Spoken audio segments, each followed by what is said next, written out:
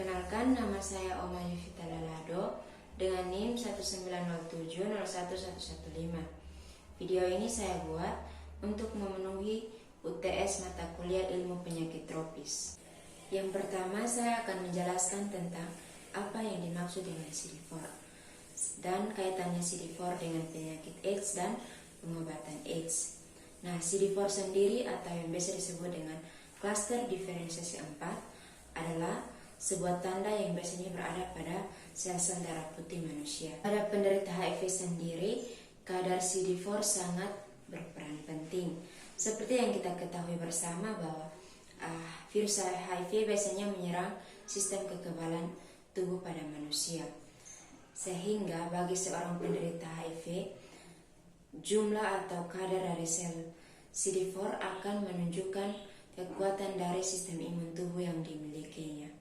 Pertanyaan kedua adalah menjelaskan alasan mengapa orang yang terserang virus hepatitis biasanya mengalami gejala ikterus dan menjelaskan tentang pemeriksaan laboratorium yang biasanya digunakan untuk mendiagnosa virus hepatitis B pada manusia. Nah, gejala ikterus sendiri atau biasa disebut dengan penyakit kuning adalah suatu kondisi di mana terjadi perubahan pada beberapa bagian tubuh seperti kulit. Nah, pada penderita hepatitis biasanya yang diserang adalah bagian hati. Nah, hati sendiri merupakan jalan keluar dari suatu zat yang bernama bilirubin. Zat bilirubin adalah pigmen yang berwarna kuning orange.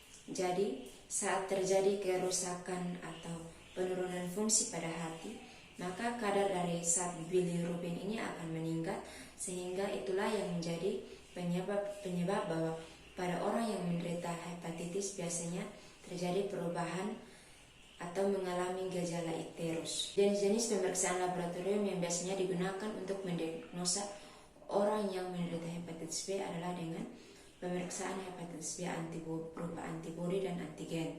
Pertanyaan selanjutnya adalah mengapa orang yang biasanya diare dianjurkan untuk mengonsumsi oralit dan mineral atau suplemen zinc. Alasan mengapa orang yang mengalami diare biasanya dianjurkan untuk mengonsumsi oralit dan mineral atau bahkan suplemen zinc adalah karena pada oralit sendiri terkandung natrium klorida dan kalium klorida dan natrium sitrat yang berperan sebagai pengganti cairan tubuh bagi penderita diare.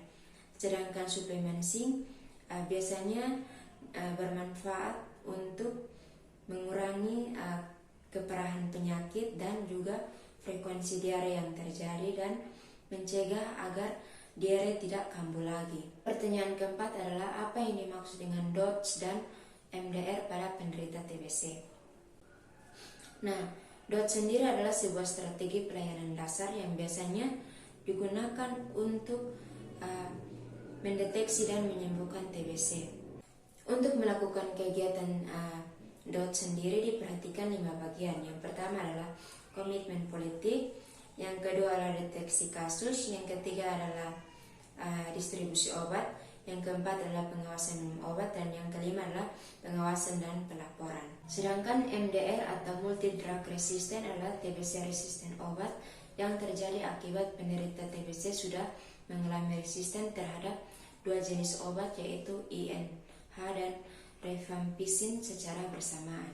Pertanyaan terakhir adalah alasan mengapa demam tifoid dan hepatitis A biasanya menjadi KLB atau wabah di masyarakat. Alasannya karena demam tifoid dan hepatitis A biasanya terjadi karena rendahnya kualitas kebersihan hidup dari masyarakat dan juga karena rendahnya sanitasi lingkungan di masyarakat, sehingga biasanya terjadi KLB, demam tifoid dan hepatitis A di masyarakat atau di lingkungan yang kurang bersih. Mungkin itu jawaban yang dapat saya berikan berkaitan dengan 5 pertanyaan yang ada. Sekian dan terima kasih.